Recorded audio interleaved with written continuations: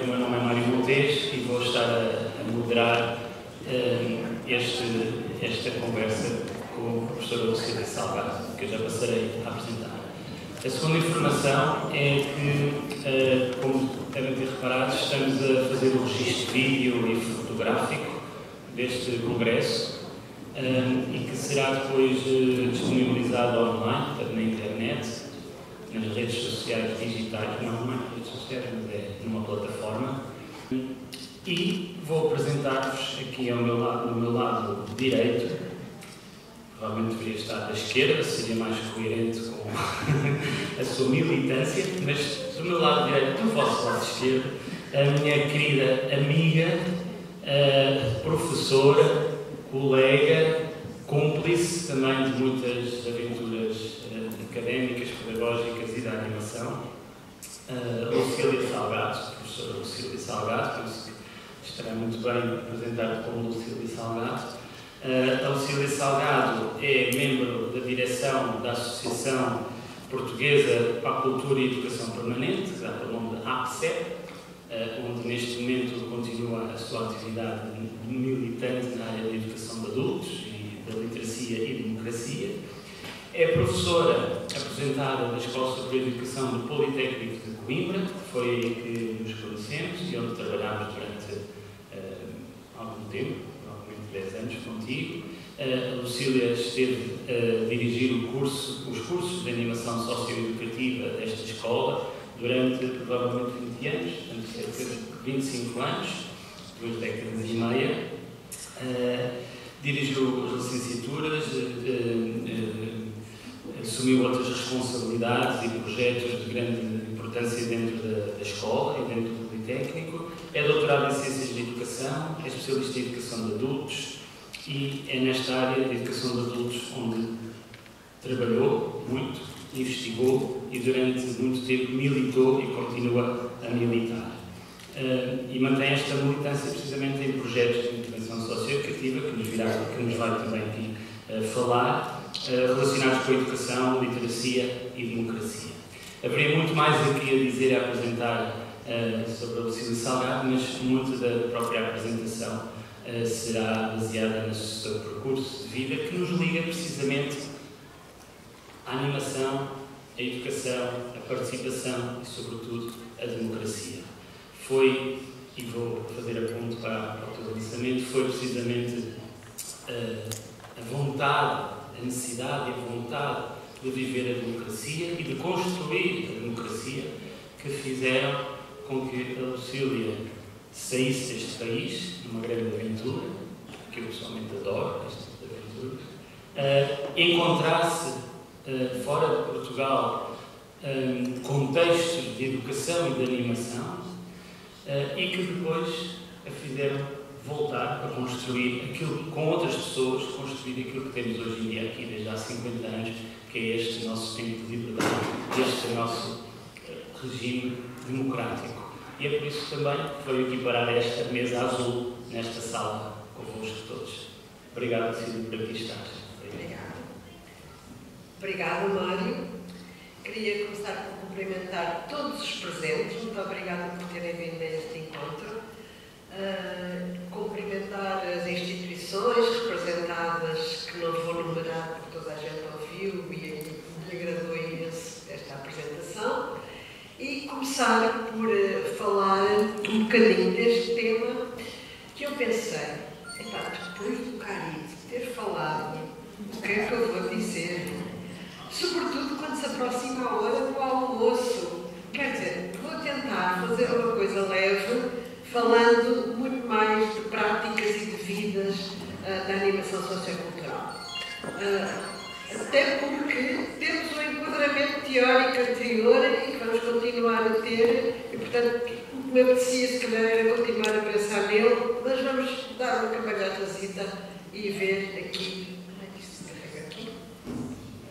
Eu comecei por pensar um velho problema que eu tenho há muitos anos, e quando cheguei à ES de Coimbra e entregaram o curso de animação socioeducativa, eu olhei e disse, ai minha mãe, o que é que vamos fazer? Como é que se formam animadores no ensino superior? O que é que podemos fazer? Lá fui, serviço é serviço, tive que continuar e agradeço hoje a todos os alunos e alunas que eu tive que me ensinaram como é que isso era e como é que se podia ser animador a partir do ensino superior ou apesar do ensino superior. Portanto, porque são tarefas importantes. E por isso, a primeira coisa que eu pensei, e que me incomoda um bocado quando se fala do 25 de Abril e do 25 de Abril, é que muita gente não sabe, infelizmente, ou felizmente, não sei, eu sei o que era viver antes do 25 de Abril. E muita gente não conhece o que era o 25 de Abril. Eu tenho um amigo de 60 e tal anos que me contou no outro dia em segredo que quando foi o 25 de Abril, ele era de Maldeiro, perguntou uma revolução. Então onde é que está o inimigo? Pronto, porque não lhe passava pela cabeça o que era o 25 de Abril. E nós muitas vezes pensamos naqueles aspectos épicos do 25 de Abril,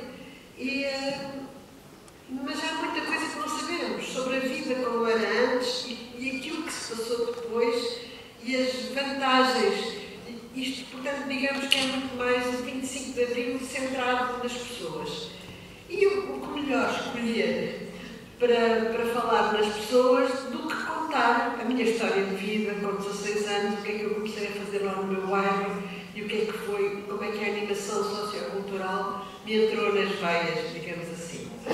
Depois, no segundo ponto, eu tentaria muito rapidamente falar do nosso amigo Pierre Furter e de algumas questões teóricas que se têm levantado, sobretudo que o Mário Vichet tem andado a levantar e nos desinquietou ao grupo para refletir muito mais na teoria também, partindo deste senhor chamado Pierre Furter, que por acaso foi meu professor, mas foi muito aquilo que eu li, que eu refleti, que foi importante, e não o seu ar antipático que ele tinha. Foi meu professor.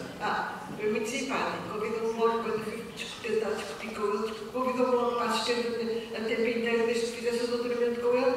Mas eu já estava a fazer com o outro. Isto não se sabe. Criou um conflito que eu não acabei por não fazer doutoramento nenhum este ano. Acabei por fazer em Portugal. Obrigada, classe de serviço. Bom, e no terceiro ponto, mas isto passou e hoje? O que é que se faz? Como é que eu ando a meter o bico na animação sociocultural? O que é que se faz? E, portanto, referir a alguns projetos que...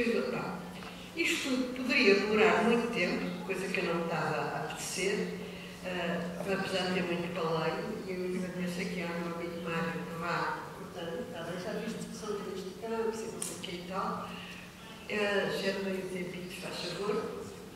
E, portanto, eu ia começar por falar neste primeiro aspecto. Está ali. É que eu tenho os óculos para ver ao pé e outros para ver ao longe de mais.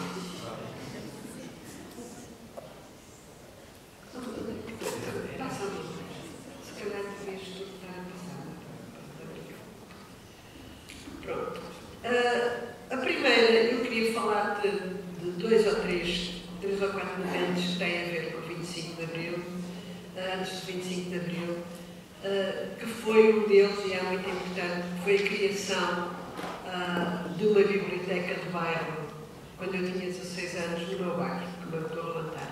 A seguir, falaria do movimento estudantil e da minha participação no movimento estudantil, muita gente sabe como é que essas coisas foi, a minha passagem de fronteira a Salto, e, por fim, o meu trabalho na imigração nos anos a seguir ao 25 de Abril, digamos, o antes e o depois próximo do 25 de Abril, e tentar ver aí alguns aspectos do país através destas práticas do 25 de Abril, dados estatísticos e algum enquadramento que se entende o que era a educação, o que era a cultura, o que era nos anos anteriores ao 25 de Abril. Eu referi àquele livro do António Barreto, que realmente é um bom estudo sobre esta época e que realmente nos permite ter uma ideia. Portanto, a primeira parte é uma parte mais conceitual e a segunda parte é que é mais estatística, portanto...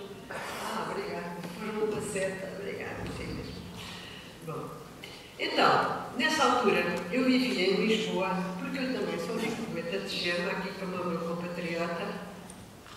Vivia em Lisboa, num bairro popular, que era o chamado Caramão da Ajuda, que não era um bairro de barracas nem nada disso, mas era um bairro de casas muito modestas. Pronto.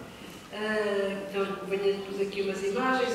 Quando nós estamos em Belém e olhamos para cima, vemos o moinho, é lá. Era no bairro aí à volta. E eu estudava fora do bairro, portanto, uma das características é que eu era praticamente a única pessoa que estudava fora. Estudava e fora.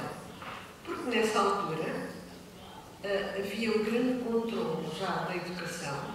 Estas coisas muitas vezes não sabemos, mas o ensino primário era só até o 4º ano de escolaridade.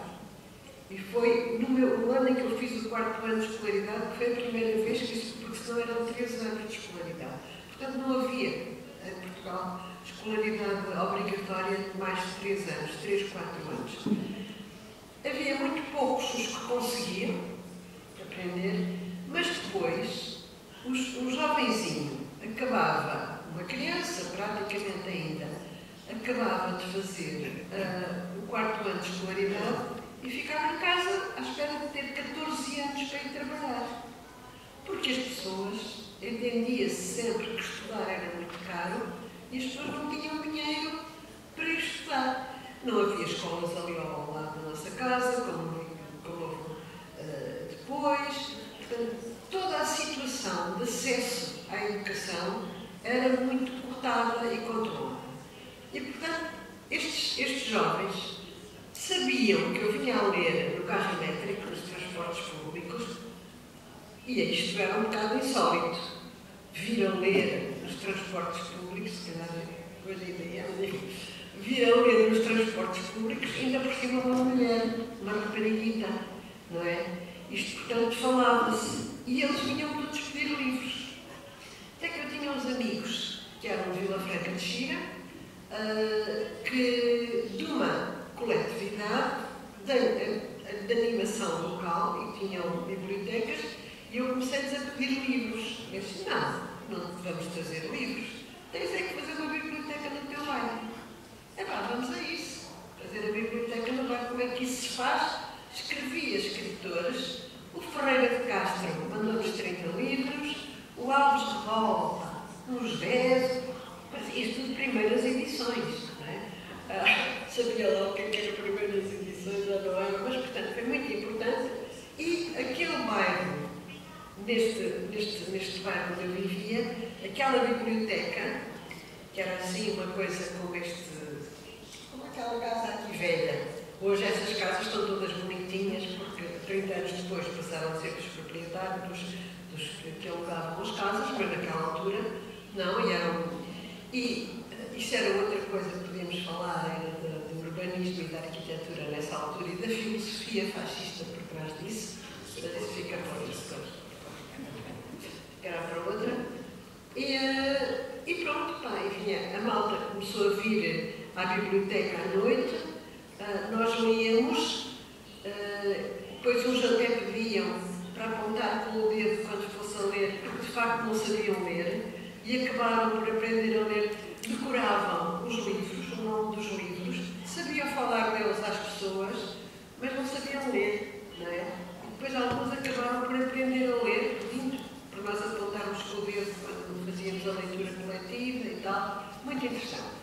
E isto criou uma certa dinâmica no bairro, interessante. Bom, e fizemos encontros no bairro, convidámos para lá pessoas, colegas meus da faculdade, o Zeca Afonso, o Fanha, até o Arnaldo Matos lá foi, eram todas pessoas a quem aparecesse, vinham lá ao bairro falar, falavam com as pessoas normalmente e tal. Nós não tínhamos muita noção da repressão fascista, até um dia que a biblioteca apareceu toda partida, acaioada, digamos, que foram os filhos das pessoas da direita do bairro que não admitiam que aquilo se passasse ali e quiseram acabar com aquilo tudo. Pronto, isto foi o meu primeiro trabalho de animação. Mas fizemos muita coisa. Por introduzimos outras práticas desportivas, que aquele bairro era só futebol, este clube atlético e recreativo do Caramão da Ajuda era só futebol que tinha. Nós introduzimos outras práticas de handball e parece que hoje ainda aguenta o handball lá no clube. E de correr nas ruas e tal, e isto criava debates interessantes. Pronto, posso passar ao seguinte, obrigada. Passando agora ao seguinte, estão estes 3 emblemas aqui em cima, que são as forças políticas organizadas que havia antes do 25 de Abril. A Ação Nacional Popular, que era o único partido autorizado que existia, a Legião Portuguesa, que é o Verde, e a PIB, a Direção-Geral, como é que era? Agora já não, felizmente esqueci estas coisas. Bom, e vim a saber que os bairros de Lisboa, à volta de Belém, cada bairro era controlado por uma força destas. O meu bairro era controlado pela Legião. Onde é que eu ia saber isto, não é? Ninguém sabia destas coisas. Só quando aquilo foi partido àquele lado e foi desfeito é que os da Legião não queriam que a educação, que essas coisas entrassem no bairro. Portanto, isto era uma fase. Entretanto, pouco se estudava, não é? E havia, na altura, depois do 4º ano de escolaridade, as pessoas tinham que escolher ou ir para o liceu para fazer estudos longos, para a universidade, ou ir para a escola técnica fazer um curso técnico, que havia o curso comercial e o curso industrial. Não é? Eu fui para o curso comercial, quer dizer, porque minha mãe não tinha dinheiro, meu pai tinha morrido, e o meu pai, antes de morrer, isto é muito engraçado, tinha dito à minha mãe, eu gostava muito que a nossa menina fizesse um curso. E isto foi o projeto de vida da minha mãe para mim. Pronto, estas pequenas coisas de nada, às vezes que interessam. E então, entretanto, o ensino técnico, enquanto a universidade se permitia já debates, isto foi nos anos anteriores, para 72, 1972, já havia debates abertos na universidade, já tinham percebido que não havia nada a fazer, que os estudantes tinham que debater, tinham que ir para a frente com as coisas. No ensino técnico nem pensar, que era para a ideologia não passar para o operariado, como eram muitos filhos de operários, não passarem para operários. E então não era permitido. Bom, nós fizemos muitas atividades, fomos invadidos pela polícia, cheguei a ter aulas, depois interrompíamos as aulas, polícia dentro de uma sala de aulas, não é? A impedir que as pessoas pusessem questões diferentes do professor. E foi um movimento interessante, porque fizemos muita coisa no Instituto Comercial de animação sociocultural e, portanto, dinamizavam-se as pessoas para fazer atividades, fazia-se atividades culturais, de facto, e de animação sociocultural. E nessa altura, é engraçado as greves, nós não sabemos isto. Não. Hoje, aqui em Portugal, não sei o que se passa noutros países, mas quando há uma greve numa escola, os estudantes líderes vão lá e fecham a escola com cadeado. E ninguém entra e não sei o quê. No meu tempo, não. No meu tempo, tínhamos que convencer um a um a fazer greve, o que eu acho que era muito mais interessante.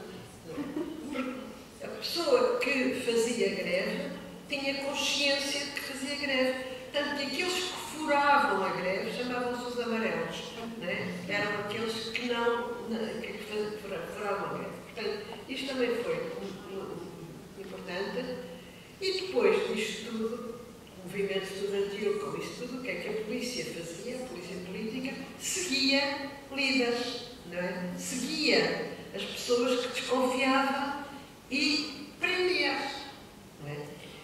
E eu, nessa altura, isto também é interessante saber, vivia com os jovens do movimento do ensino superior, do movimento estudantil do ensino superior, porque a Universidade do Ensino Superior veio apoiar o ensino médio, os estudantes do ensino médio, e esse homem chamava-se Mariano Gago. Já devem ter ouvido falar. Mariano Gago, para quem não é de cá, foi um ministro muito importante. Foi um homem que lançou a investigação pura, investigação de física de partículas, local, mas ele era também um animador. E, portanto, ele foi perseguido pela polícia e passámos a fronteira a salvo naquela zona. É preciso dizer que o movimento estudantil, nessa altura, não estava ligado a nenhum partido. Nós éramos muito mais pela perspectiva italiana, da Rossana, isso do que os partidos, do Partido Comunista, não sei o que, não era, o que significa que não tínhamos nenhum apoio para passar a fronteira a salto. Eram os dois, estudando no mapa, vendo os quilómetros, pronto. E depois de um drama que não vou aqui contar, que é o drama de passar uma fronteira a salto, 12 horas debaixo de chuva, lua nova, e para se chegar ao outro lado, felicíssimo, chegámos ou não, e a estrada estava cortada, estava em obras, e depois, pronto, conseguimos, enfim, passar, e fomos para Paris, onde o Zé Mariano estava a fazer, o Mariano já estava a fazer doutoramento. Aí, nessa altura, começaram a aparecer os imigrantes portugueses lá, começaram. Eu arranjei trabalho como professora de português no consulado e, a uma altura, fui convidada para fazer os exames dos adultos, porque apareceram muitos adultos no consulado a querer fazer exames portugueses. Isto é muito giro, porque isto é tudo uma dinâmica que se foi criando. O 25 de Abril também foi isto. Muita gente a querer avançar, a querer continuar. Então eu fui convidada para fazer os exames de português e uns tempos depois encontrei uns dos jovens. Eram adultos, eu sabia lá fazer exames. E exames para mim era repressão, era não sei o que e tal. Então fizemos uma mesa redonda, passámos um slide e discutimos todos imenso. Entretanto, eu capíamos a pensar que não tinham resposta nenhuma. Queriam continuar a aprender e não havia em Paris. E o Mariano Gago, eu disse isto lá em casa, e ela tudo disseram isto. E disse, a culpa é nossa. Nossa, porquê? Porque não fazemos nada. Então, o que é que devemos de fazer? Bom, lá arranjámos uma salita na cidade universitária em Paris e estivemos, pronto, fazíamos, organizávamos, isso aí todo o processo. Nesse também foi um processo muito interessante de animação. E depois em Genebra. Em Genebra chegámos, depois fomos para Genebra e lá também foi muito interessante, porque as pessoas vinham à noite para debater muita coisa e apareciam umas folhas lá na sala que a gente ia fazendo e que depois acabou por dar este livro do Mariano Gago, que é Os Homens e Ofícios. E realmente eu não resisto a ler o que está ali escrito, que não se deve ler, mas assim. Em 1977 e 78, ao ritmo de 2, 3 vezes por semana, encontrávamos à noite na Universidade Operária de Genebra, uma velha e modestíssima instituição instalada no andar de Acácias depois do ponto sobre o Arco. A maioria vinha para aprender francês, o que não é fácil quando se tem a vontade de ir para a cama e quando nas aulas quase só se fala italiano. Mas uns quantos queriam aprender mais. Aí nasceu, das 8h30 às 10 da noite, o que nós combinámos chamar, à falta de melhor, cultura geral. Nós éramos quase sempre o Manel, o José Maria, o Ricardo, a Glória, a Fernanda, o João, o António e a Delfina, eram todos os outros que vinham de vez em quando, era a Lucília e eu. Estas fichas que o leitor deve imaginar em folhas soltas de fotocópia foram escritas como ponto de partida para o trabalho coletivo. São, em muitos casos, o resultado de longas discussões onde a experiência de cada um de nós se enriqueceu com a experiência dos outros. A edição deste livro procura continuar essa ação. O que se pretende é estimular a produção de material próprio por associações culturais, grupos de bairros, escolas, quer em Portugal, quer na imigração, cuja vida este livro é produto. E isto foi muito interessante, porque realmente obrigou, digamos, a uma revolução pedagógica também das atividades. Porque eu comecei, eu daria francês e perguntava, então o que é que vocês querem aprender? Davam para mim, você é pessoa, você é que é professora. Sim, pois, está bem, está bom. Percebemos que tínhamos que sair de uma sala de aula e que tínhamos que fazer atividades na comunidade e fomos ao Museu de História Natural de Genebra. E no Museu de História Natural foi ótimo, porque eles é que sabiam tudo, passarinhos, que eram as fêmeas e os machos, como é que punham os ovos, nós íamos ficando para trás e eles não queriam acreditar que nós não soubéssemos. Portanto, foi preciso criar com as pessoas esta dinâmica de participação, digamos, diria eu hoje, para conseguirmos avançar todos, a aprender alguma coisa. Pronto. Ok, e isto foi nessa altura. Depois, a seguir, eu passo para o segundo ponto. Havia muitas histórias para contar que nunca mais acaba, mas passaria para um outro ponto, que é uma reflexão a partir que o Mário Vichem tem andado a desinquietar a partir da obra de Pierre Fouter. Pierre Fouter não queria, já falámos daqui hoje, definir as coisas só pelos que não eram. Não era. Ele não queria falar de educação informal, de educação informal, dizia que isso nem pensava, que tínhamos era que assumir, portanto, aquilo que nós fazemos no campo da animação sociocultural é criar espaços de formação onde circula a educação difusa e cuja base principal é a edukogenia. Edukogenia é a gênese do saber em cada comunidade. E isto é muito interessante, porque ainda hoje estas teorias, digamos assim, ajudam a decidir práticas. Por exemplo, quando nós trabalhamos, há pouco tempo, agora já nos últimos tempos, em literacia nos navegadores, que era um bairro popular no Conselho de Oeiras, e em que realmente havia muita gente que vinha para aprender a ler e escrever e não sei o quê, e disse: como é que organizamos isto? E na minha cabeça surgiu logo, criamos 2 espaços de formação. Um espaço de formação, que é aquele que temos aqui à volta, com as pessoas que vêm, aliás, muitas vezes com trabalho no exterior, porque veio o Covid, veio isso tudo bom. E outro espaço de formação é a comunidade. Como é que nós vamos envolver a comunidade para participar neste processo? Não é? Portanto, isto é uma ideia logo de espaços de formação aqui a surgirem para ajudar. A educação difusa, outro exemplo, é a educação que passa entre todos. Nós pedimos a jovens do bairro, africanas, eram sobretudo guineenses, para fazer a alfabetização. E ajudávamos a preparar as coisas. Enfim, era muito interessante, porque aquilo criou uma dinâmica que não era nada escolar e muito interessante, que era o que nós queríamos, a animação sociocultural. E isto, ao fim de um certo tempo, nós verificamos que essas jovens do bairro guineenses tinham todos ido estudar, acabaram licenciaturas, fazer mestrados mesmo, fazer parte titular do mestrado.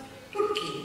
Porque eu depois percebi que o problema destes jovens, da imigração, tinha sido o mesmo que eu tinha vivenciado em Paris e em Geneve. Não é? As pessoas têm um projeto de vida difícil, que é emigrar, não é?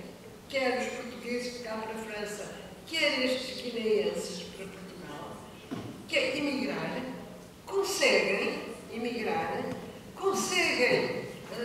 ganhar a vida, digamos, cá, mas não lhes chegam, querem ir mais além. Não é? E, portanto, estes jovens, quer aqueles de Paris, acabaram todos por fazer licenciaturas.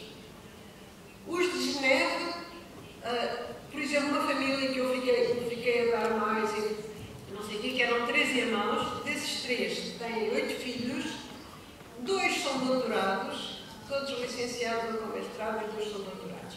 Pronto, digamos que há aqui eu acho que esta metodologia não é de sermos professores, mas de sermos pessoas que fazemos animação sociocultural, quer na educação, quer nas outras atividades, que vai criar esta empatia, que vai criar aqueles jovens guineenses contactavam connosco no dia-a-dia. Mas contactavam como, sei lá, eu nunca lhes disse para ir estudar, nunca falei de estudos, mas viram, nós éramos pessoas que tínhamos estudos, digamos assim, e portanto que eram pessoas que eles também podiam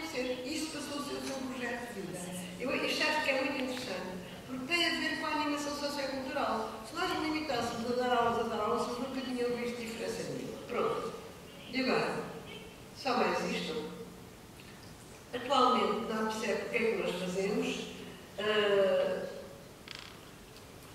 Isto são alguns projetos que nós temos tido em mãos. O primeiro interessante foi o Cidadãos Ativos. Cá está.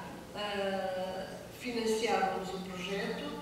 Eram 3 associações, tínhamos que implicar 3 associações, com a nossa 4, e era de formar jovens para a cidadania, o objetivo do projeto. E nós cá está a questão, como é que se formam os jovens para a cidadania no ensino superior, não é? Nós continuamos sempre com esta questão. E, portanto, tivemos que pensar em conjunto estas 3 instituições, 4, porque a Escola Superior de Educação de Coimbra, onde eu já não estava, não é? Mas continuo a trabalhar hoje, por exemplo, as aulas de educação de adultos na Escola Superior de Educação de Coimbra, é todos os dias, as quartas, um dia por semana, em que têm aulas, irem para a comunidade, para as comunidades, trabalhar com as pessoas da comunidade. E fazem isto em termos mais adultos, dos séniores, que é quem está à tarde à espera de nós, digamos assim, não é? Mas fazem, e portanto é uma formação diferente que ficou também. Eu penso que é muito também esta perspectiva da animação sociocultural na própria formação, não é? Do ensino, neste caso no ensino superior.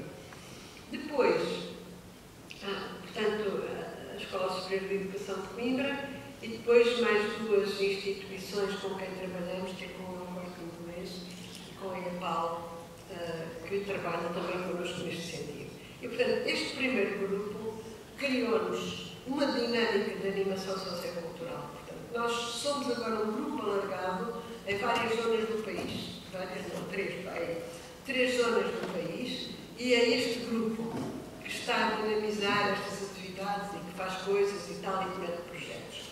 Depois eu queria falar de um outro projeto, Pais Campeões, que é um projeto completamente diferente que aparece na animação social da educação de adultos, na animação Pais Campeões. Então, há um problema, é que muitos pais de meios populares perceberam que os filhos não dão para a escola. Digamos, são excluídos da escola, são marginalizados, não aprendem, não conseguem. Um insucesso escolar nas classes mais baixas, não é? Então, mas querem que os filhos tenham um futuro.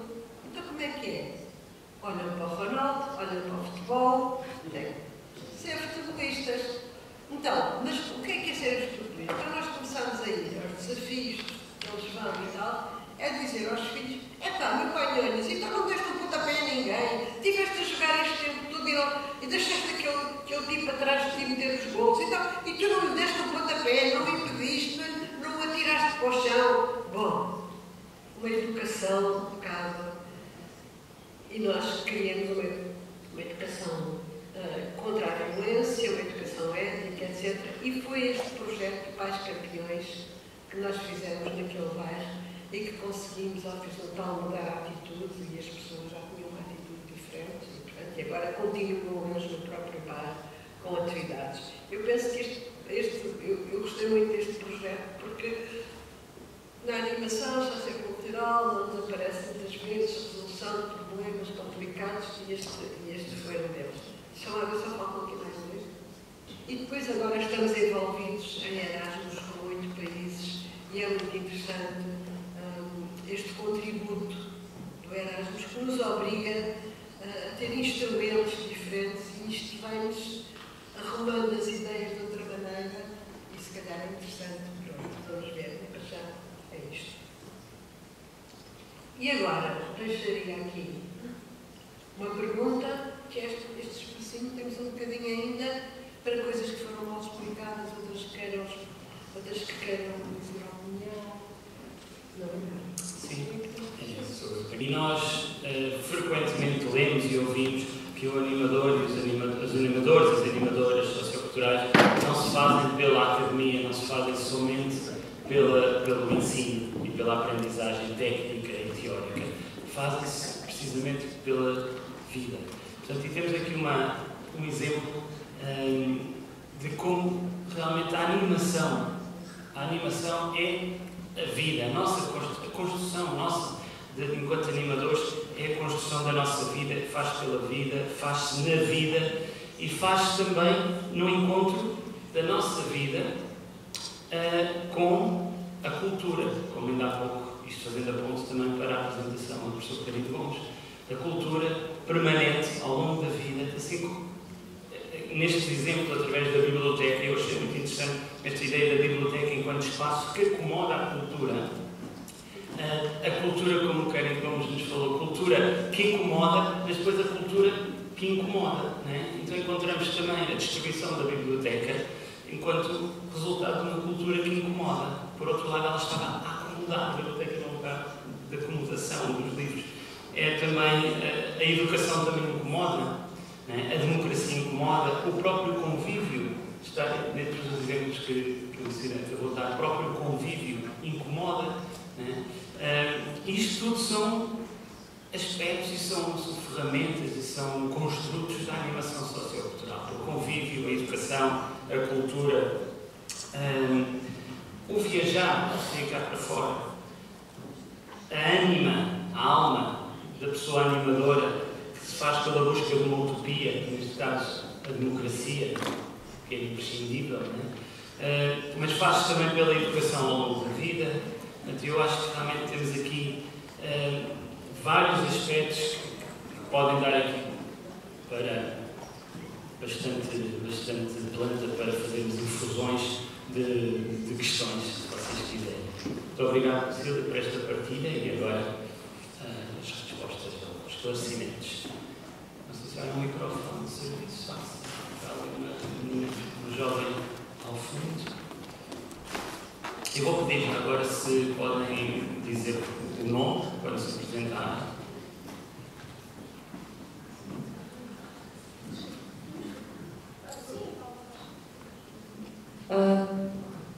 Eu sou a Constança, sou aqui da Infocismo.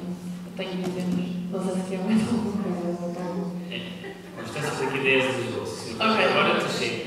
Ok, eu queria fazer uma pergunta. Na sessão, na APSEC, se não me engano, não sei se a APSEC disse que agora que estavam a fazer os projetos eram dinamizadores, mas esses dinamizadores são animadores socioculturais, alguns deles, ou têm outra formação? São animadores socioculturais? São animadores, sim. Como nos referiu como dinamizadores, mas dentro desses dinamizadores tem algum animador sociocultural ou são outros técnicos?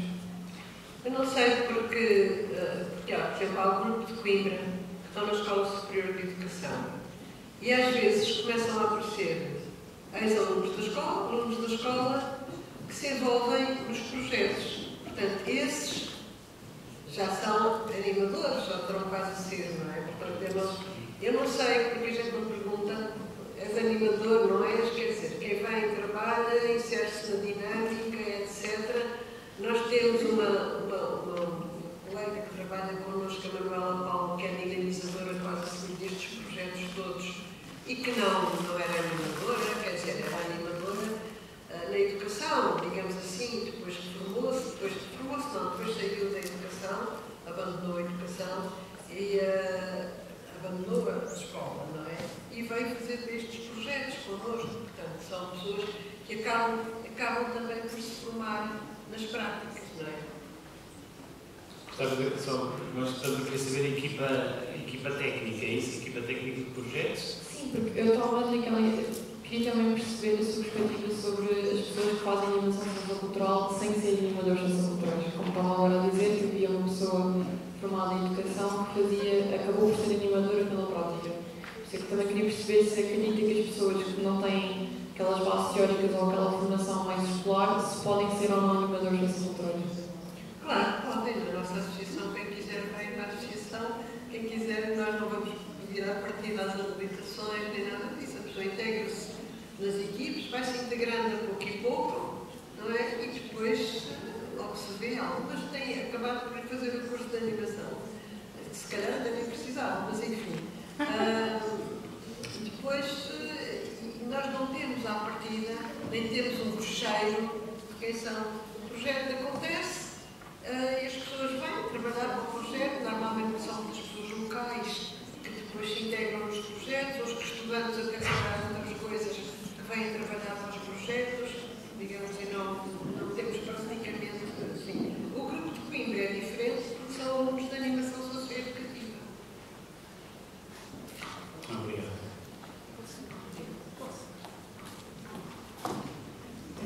Ana da Silva, sou de Santarém. Eu li por aí alguns, em muitos livros. Assim? Está melhor? Não engulas. Não. Eu li alguns em vários livros que não pode haver animação em tempos e espaços de ditadura.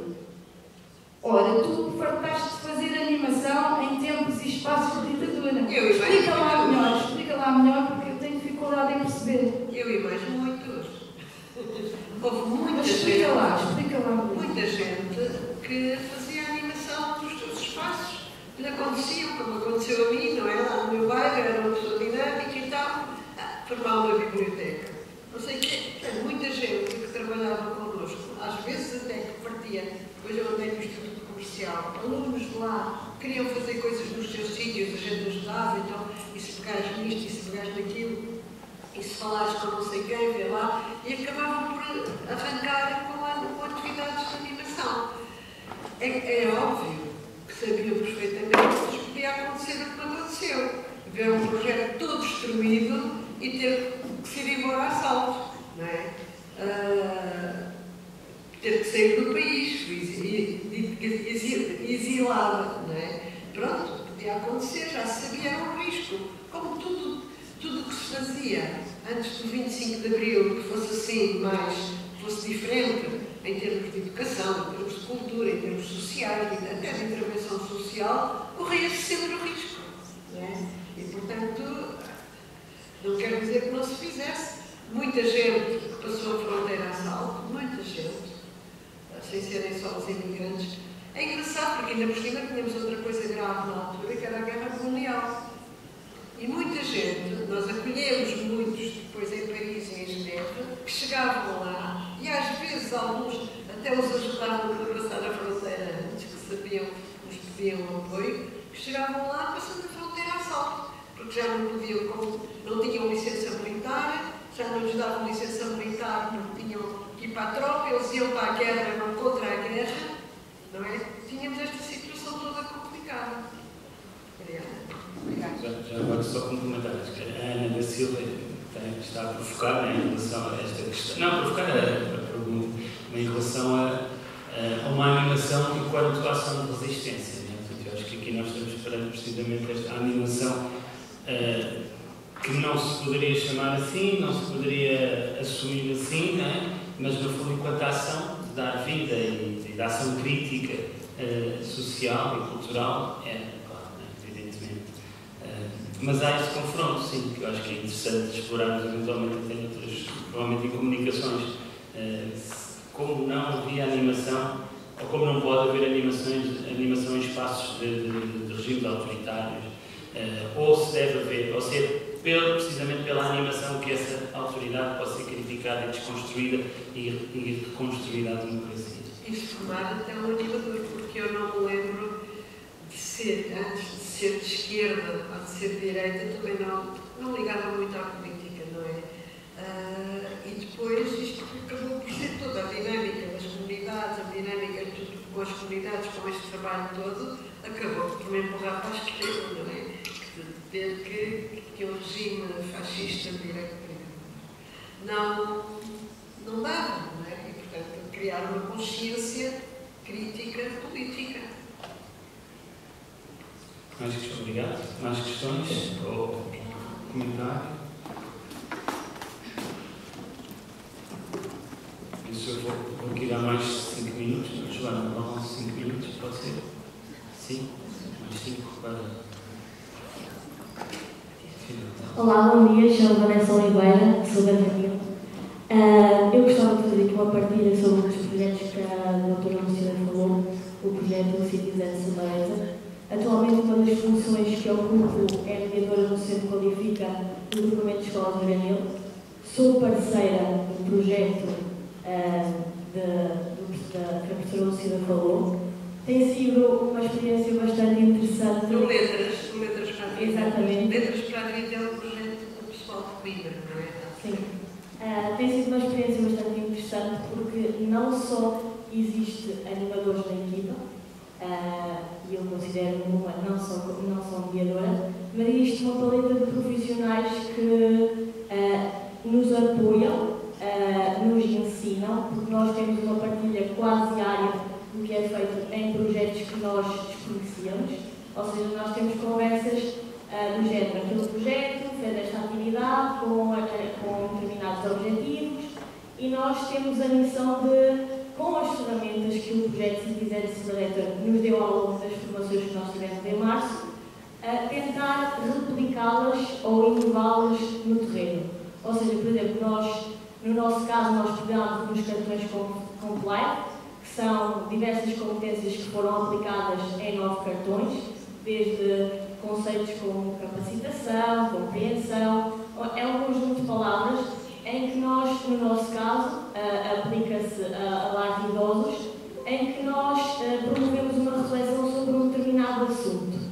E esses cartões têm sido uma ferramenta bastante importante no sentido que já tem competências e reflexões e perguntas que estão específicas àquele contexto. E nós, em terreno, testamos os materiais, damos sugestões de como podem ser melhorados e até podemos propor novas aplicações sobre os mesmos. E isso tem sido muito interessante a nível profissional, porque é não só como este congresso ria a oportunidade de estar presente com vários profissionais, mas também perceber que dentro de várias entidades que nós não imaginávamos que podíamos ser aplicado um determinado material ou uma determinada ação, nós temos a oportunidade de nós próprios nos reinventarmos e de imaginarmos um contexto diferente daquilo que nós estamos formatados ou habituados e crescer em nós um profissional mais capacitado, mais observador, mais focado na ação no sentido de ter capacidade de querer reinventar e apoiar estas medidas, estes projetos inovadores e de querer que, ao mesmo tempo, fornecer-lhes outras ideias que possam ser replicadas no futuro neste projeto. Muito obrigada. Este é um exemplo ótimo deste nosso projeto, que é o Citizen Accelerator, que é um projeto de Erasmus e que precisamente que eu disse que o que tinha interessante era que dava medidas e perspectivas, etc., que permitia desenvolver atividades. E o que ela contou foi isto: nós fazemos esses cartões, nós não, os grupos que trabalham no terreno e não sei o quê, fazem estes cartões e eu, pronto, hoje são material de animação. Muito obrigada. Fiquei Obrigada. Obrigado, Inês. Penso que, não sei se há mais alguém que esteja a dar aqui mais uma palavra e, portanto, também temos estes espaços de participação.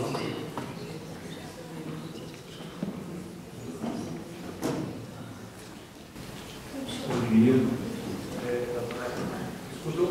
Sim, ok. Meu nome é Rafael Moraes, eu sou comando aqui da ESE, do curso de licenciatura em Animação Sociocultural.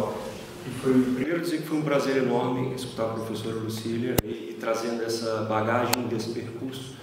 E aí me suscitou uma pergunta que a professora Lucília colocou em vários pontos, inclusive no final da sua fala, foi que aquela pessoa nem precisava de fazer aquela formação. E aí eu me pergunto, e estou aqui incomodado, eu gostava de partilhar e perguntar à professora Lucília, para alguém que começou o processo do ensino de animação sociocultural educativa em Portugal e que não havia, o que consegue nos elucidar, nos dizer o que o ensino formal, contraponto aqui o informal, o não formal, negado aqui pelo Pierre, traz de diferença ou de complemento, o que esse ensino formal dentro da licenciatura traz enquanto diferença, porte, indicação, intencionalidade para alguém que é formado em licenciatura ou para alguém que não tem licenciatura. Porque a professora falou, aquela pessoa tinha aquelas características, não precisava ter feito a licenciatura, ela já tinha qualquer coisa que precisava. Então, o que a licenciatura traz para essa pessoa ou para nós, enquanto algo que é diferente do mercado, da necessidade e tudo. Não sei se isso foi muito claro, até porque a pergunta aqui ainda precisava de amadurecer. Mas é isso, obrigado, professora. Obrigado. Eu penso que isto é A licenciatura faz várias coisas, não é? Fornece informação. Para já dá uma cultura geral em muitas áreas importantes, digamos, do saber, digamos, uma formação mais, digamos, sociológica ou psicossocial, ou muito mais geral, primeiro. Isso é muito importante que nós vemos. E isto tudo vai sendo acompanhado, penso eu, com estágios, e com pequenos estágios, e com conhecimentos de práticas. As pessoas normalmente vão contar, as pessoas, pronto. E os debates, muito, sei lá na minha escola fazia-se muito trabalho de grupo. Portanto, digamos, os estudantes discutiam muito uns com os outros. E depois vinham apresentar e depois a professora interagia. A professora não dizia, faz assim, faz assim. Não interagia, olha, que engraçado. E se fizesse isto, não sei se, conheço uns que fizeram assim. Pronto, vai enriquecendo. Não, porque quando a pessoa faz um projeto no terreno, já tem isto tudo em conta. Porque nós em Coimbra temos o último, que são 3 anos de estudo, e o penúltimo semestre é fazer um projeto, conceber um projeto. A pessoa vai ao terreno uma vez por semana ao terreno e depois faz o projeto, é discutido com os professores, etc. E depois vai 6 meses, um semestre, para o terreno desenvolver o projeto e verificar os objetivos que atinge e outros objetivos que nascem e que serão para atingir mais tarde, porque a animação sociocultural não para, não se esgosta ao fim de 4 meses ou de 6 meses nos objetivos, está fazendo crescer outros objetivos. Não sei se há uma parte qualquer da tua pergunta que eu não respondi, não é? Eu se calhar, exercendo aqui a minha autoridade moderadora e da gestão do tempo, vou convidar-vos depois a juntarem-se ao almoço e aprofundar essas outras questões que ficaram eventualmente por esclarecer e muitas outras coisas que não sendo esclarecimento são necessárias. Terminando apenas este painel, recordando umas palavras que me vieram sempre aqui à memória, umas palavras de Jean-Claude Gillet, que não sendo precisamente assim que ele escreveu, é assim que eu as recordo, que é precisamente que a animação sociocultural é útil à democracia, ao mesmo tempo que a democracia é imprescindível à animação. És capaz de dizer o nome do livro do Jean-Claude Gillet que foi editado? Qual é? Este sim, esse é o Jean-Claude Gillet, o homem é o legado, o pedagogo da animação sociocultural. O Silvio Saber está-se a referir a um livro com contributos de várias pessoas, um livro de contributo ao Jean-Claude Gillet, que foi publicado na sequência de uma homenagem que foi prestada cá em Portugal e que aconteceu em Coimbra em 2021. Estará aqui disponível na biblioteca da escola e está à venda também ali na banca, assim como muitos outros livros. Bom, passando a publicidade, queria só terminar mesmo com esta ideia de realmente que a animação é útil à democracia e, além disso, também útil à democracia a animação é a alimentação e, por isso, um bom almoço às 3 horas, volto a lembrar cada um no seu local de visita. Muito obrigada.